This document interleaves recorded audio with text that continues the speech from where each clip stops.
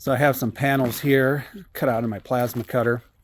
Going to use these for the front of our property. We bought this place. It had this really ugly white mesh on all the walls. So we're going to get rid of that.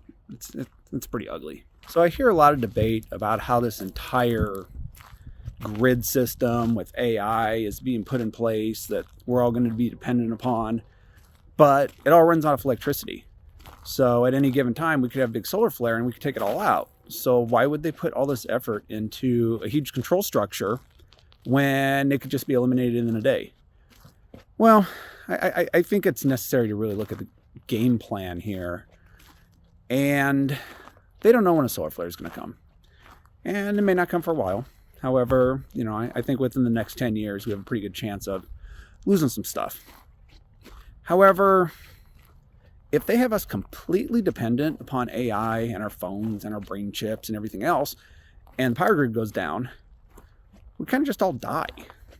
And that would be the easiest situation for them. I'm sure they have some backups, but they no longer have to worry about the people. And if we want to survive, we need to not be those people. And I'm not someone who's going to say don't use AI, because the old saying, keep your friends close and your enemies closer. Technology is useful to those who have control over it, and it's unuseful to those who are controlled by it. And becoming dependent on something means you're controlled by it. And we don't want to be in that situation. So I think the key is to understand the technology as much as you can. Use it where it is helpful, but don't become dependent upon it. And don't lose the old skills that allowed you to work without it. Because if you don't use it at all, I'm really afraid that we're going to get behind. And we're going to end up doing a lot of work by hand that computers just can automate.